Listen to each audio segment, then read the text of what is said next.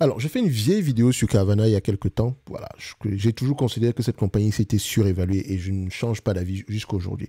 Parce qu'en réalité, qu'est-ce que nous on recherche quand on veut investir sur une compagnie? On veut une compagnie qui dégage des free cash flow stables et croissants dans le temps. Est-ce que c'est le cas? Vous voyez des free cash flow ici? Il n'y en a pas. Il n'y en a tout simplement pas du tout. D'accord? Donc, cette compagnie au prix actuel est toujours à des niveaux assez élevés selon moi. OK? Parce que si elle a de la dette, OK? Et cette dette-là, comment est-ce qu'elle va faire pour rembourser si elle ne génère pas des free cash flow? Et encore, on pourrait même questionner ces free cash flow aussi, qui sont tout simplement assez faméliques. D'accord? Donc, si vous voulez investir sur cette compagnie, déjà, basez-vous sur ce secteur d'activité. Je rappelle ici, c'est des détaillants dans le secteur automobile, donc à peu près des concessionnaires. Ici, ils vous disent que voilà, on vend en ligne en majeure partie ici et que on vend des voitures ici dans une sorte ici de machine automatique. Vous venez, vous payez vos voitures et c'est un distributeur automatique de voitures. Franchement, c'est bien, mais ça ne fait pas tout le business. Parce que je sais ici que vous avez besoin ici d'un bras financier. Donc, cette activité-ci n'est pas si simple que ça. Donc, pour moi, du Carvana, si cette compagnie si vous intéresse, c'est parce qu'il y a des gens qui se basent juste sur le price action ici, alors que ce n'est vraiment pas la chose qui compte à long terme.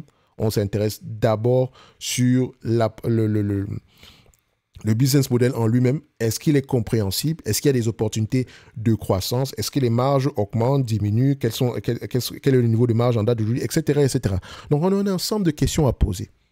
D'accord? Pour ce type d'entreprise, combien de fois les bénéfices vous allez avoir tendance à payer? Vous allez la comparer à quelle compagnie, à quelle autre entité en date d'aujourd'hui? Si je la prends ici, voilà, par rapport à sa moyenne, hein, c'est un business qui s'échange à peu près, qui pourrait s'échanger à $112 l'action ici, c'est ça? Mais non, je ne pense pas qu'on peut s'échanger à $112 l'action. Tout simplement parce qu'on a une énorme dette. Si on n'avait pas de dette, ok, si on s'autofinançait, d'accord, mais il y a de la dette ici. D'accord? Comment est-ce qu'on va faire pour rembourser cette dette-là?